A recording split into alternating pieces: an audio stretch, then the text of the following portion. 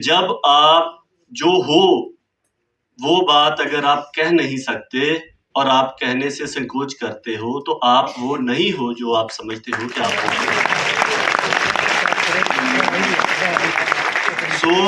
इस जज्बे को बुलंद रखना जरूरी है। और दूसरी बात जो इन्होंने बात की बाबरी मस्जिद की, उससे पहले जून 1984 में अकाल तख्त साहिब को तोपों और टैंकों के साथ उसको ढाया गया, लेकिन सिखों उसके बाद सरकार ने उसको खुद बनाया, लेकिन सिखों ने सरकार का बनाया परवाह नहीं किया, उन्होंने दोबारा खुद उसकी उसारी की। सो हमें ये देखना पड़ेगा कि जिस हालात में हम हैं, उसका जिक्र उन्होंने किया। जो हमारे स्कॉलर्स थे उन्होंने जो इस्लाम और सिखी के बारे में बताया, उससे बेहतर मैं और कुछ नहीं बता सकता। तो मैं तो अपना जो पॉलिटिकल एनालिसिस एक है आज की सिचुएशन के बारे में, और अगर हम एकता के साथ आगे बढ़ने की बात करते हैं तो कौन से हिस्से हैं जिनको हम साथ ले सकते हैं, उसके बारे में अपनी एक पड़चोल, अपना एक एनालिसिस कोशिश करूंगा कि दिए हुए समय से पहले बहुत सीमित शब्दों में आपके साथ वो साझा किया जाए। सो जब आप खुद को अपना प्रगटावा करने के लिए, खुद को एक्सप्रेस करने में हिचकिचाहट महसूस करते हैं, तो आपको मान लेना चाहिए कि जिस निज़ाम में आप रह रहे हैं उस निज़ाम की तासीर एक खास तरह की है, जिसमें आप अपनी आइडेंटिटी को एक्सप्रेस नहीं कर पा रहे। तो आज हम जिस निज़ाम के तहत रह रहे हैं उसके 4 एलिमेंट्स हैं उसकी तासीर के। सबसे पहला तो है इंपीरियलिस्ट स्ट्रक्चर, कि ये जो मुल्क बने, ये जो ब्रिटिश कॉलोनियल एम्पायर था उसी की नींव पर बने हैं। कोई अलग स्ट्रक्चर 1947 के बाद होंद में नहीं आया था।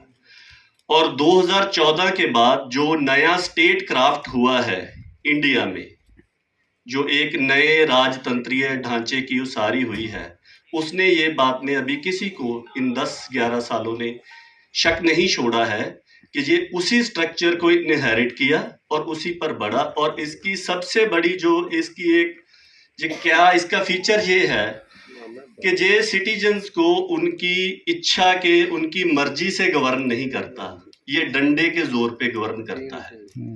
सीएए, एनआरसी चाहिए या नहीं चाहिए ये आपसे नहीं पूछा जाएगा, ये वो बताएंगे कि ये आ रहा है, आपको मानना पड़ेगा। फार्मर्स प्रोटेस्ट हुआ, किसानों ने कहा हमें ये कानून नहीं चाहिए, उन्होंने बोला आएंगे। सो पहली बात कि ये इंपीरियलिस्ट स्ट्रक्चर है।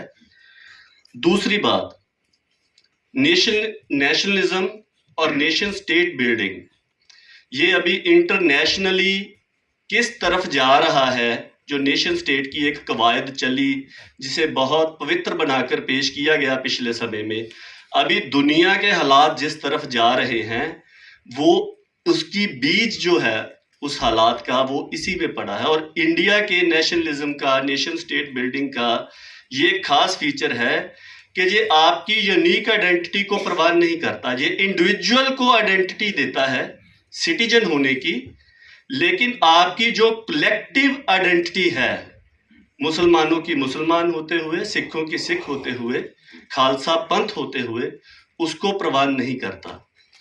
सो तीसरी बात इसमें जो है वो है विपर संस्कार की। एक ऐसा सोशल सिस्टम, एक ऐसा पॉलिटिकल सिस्टम जो ये मानता है कि जन्म से ही कुछ लोग बहुत ऊंचे हैं और दूसरे लोग जो हैं वो बराबरी के नहीं हैं। और जो चौथी बात है वो है कैपिटलिज्म की, एक इकोनॉमिक एक्सप्लॉयटेशन की। और वो पिछले 10 साल का आप देख लीजिए, वैसे तो पहले भी ऐसे ही था, उसकी डिटेल में नहीं जाऊंगा, लेकिन पिछले 10 साल में ये बहुत क्लियर कर दिया कि कैसे जो गरीब और अमीर के बीच की दूरी है वो लगातार बढ़ती जा रही है। सो ऐसे एक स्ट्रिक्ट, इन 4 चीजों को अगर आप ब्लेंड कर दें, मिक्स कर दें, उसमें से जो एक चीज निकलती है वो आज का निजाम है। इस पॉलिटिकल हकीकत को हमें समझना पड़ेगा आगे चलने के लिए।